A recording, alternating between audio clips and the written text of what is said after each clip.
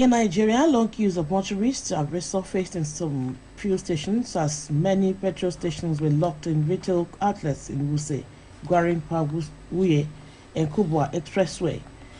Private car owners Emmanuel Eze and Ibrahim Audu told newsmen that there was fuel but does not know the reason for the queues. They urged the government to bring sanity to the oil sector. Our taxi driver Yakubu Ibrahim said he spent several hours at a petrol station and wasn't able to buy fuel. He urged all regulating authorities to sanction fuel stations who are in the habit of hoarding the commodity. According to him, owners of fuel stations are making people suffer unnecessarily. In the meantime, the NNPC has assured Nigerians that premium motor spirit, otherwise known as petrol, is available across the country and warns owners of stations against hoarding. Guatemala police say a forensic investigation is on the way after human remains were found in a fridge at a house in Protea in Soweto. Report has it that Guatemala police have arrested the 26-year-old man for murder. According to the report, the gruesome discovery was made by a woman who was visiting her partner's flat. She allegedly stumbled upon the body parts when she was looking for something to eat in her man's fridge. Officers said the suspect tried to commit suicide upon arrest. Police spokesperson Mr. Brenda Muridili said an off-duty police officer in Protea, Glen, had visited the house where the human parts were discovered. Mr. Muridili thinks that the suspect is suspected to appear in court on the charge of murder. No fewer than 20 people have been killed in a militant attack in Burkina Faso's northern border region. Authorities say 19 of the victims are officers in the military police and one was a civilian. The militants targeted an outpost near a gold mine in Nata. Report has it that 2 days earlier, 7 police officers were killed in another attack in the region which borders Mali and Niger. According to reports, Islamist militants which links to Al-Qaeda and the Islamic State group operate in the frontier area. Information also has it that the 3 countries backed by Chad and France have deployed hundreds of troops there. This is the world at noon coming to you from Osun State Broadcasting Corporation. Ilya Uje Okebale Oshogbo, Voice of the West. Now amid this message.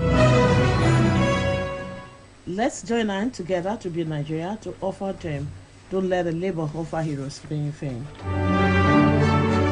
In Austria, about 2 million people who have not been fully vaccinated against COVID-19 have been placed in lockdown as the country faces a surge in cases.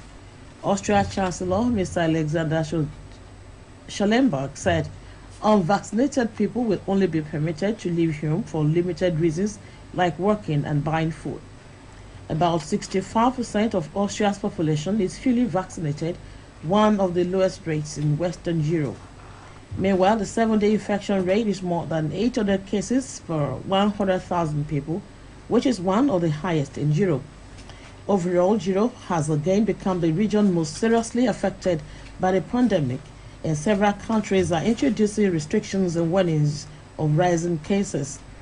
However, the UK, which has one of the highest COVID-19 infection rates, has yet to reintroduce restrictions despite health leaders calling for rules like mandatory face coverings in crowded and enclosed spaces to be brought back to avoid a winter crisis. The measures introduced in Austria today, which came amid growing pressure on the nation's hospitals, will initially last for 10 days.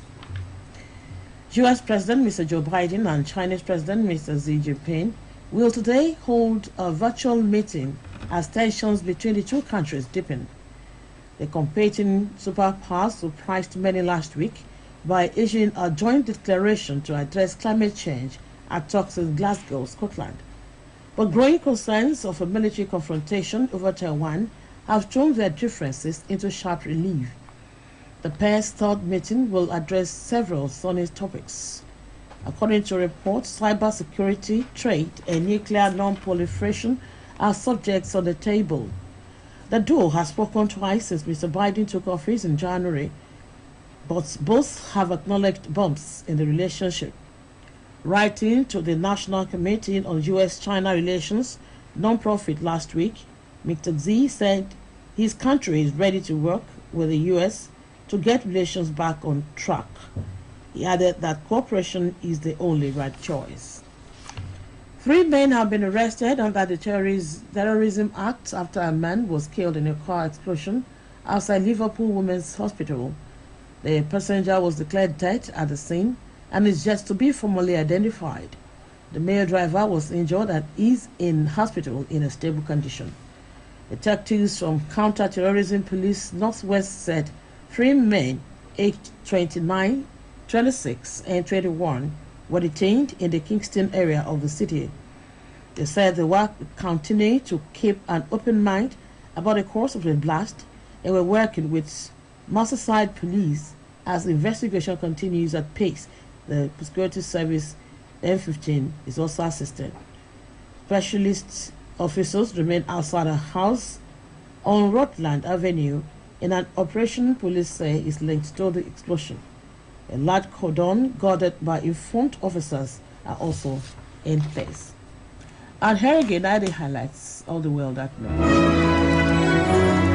In Nigeria, long queues of mortuaries were resurfaced in most fuel stations as many petrol stations were locked in retail outlets as NNPC assured Nigerians of adequate supply across the country. Gauteng police have said that a forensic investigation is underway after human remains were found in a fridge at a house in Protea Glen in Soweto. In Austria, about 2 million people who have not been fully vaccinated against COVID-19 have been placed in lockdown. And 3 men have been arrested under the Terrorism Act after a man was killed in a car explosion outside Liverpool Women's Hospital. That was the World at Noon, put together by Olushola Egbedofo and delivered by Olushayo Babatunde. News Talk today examines the job of journalists and the risks they are exposed to and the need to see them and treat them as frontline workers. The piece is written by Sahid Adeboje of our reportorial unit. Mission, no doubt, is vital and pivotal to the development of a society, state, or nation, as none can survive the absence of it. It may be true or otherwise. The fact remains that information is life. Those in charge of keeping and disseminating the needed information are called journalists. The job of journalists, no doubt, could be said to be as old as man, as communication started when God said, "Let us create man in our own image." There, God, the creator of heaven and the earth, was communicating with his angels. The first journalist, reporter, was Moses, called Prophet Musa in Islam. He had the voice of his creator on Mount Sinai, disseminating messages to Israelites as a reporter, which he was. Moses, or Musa, as a reporter, faced tribulations during the course of discharging his duty, though spiritual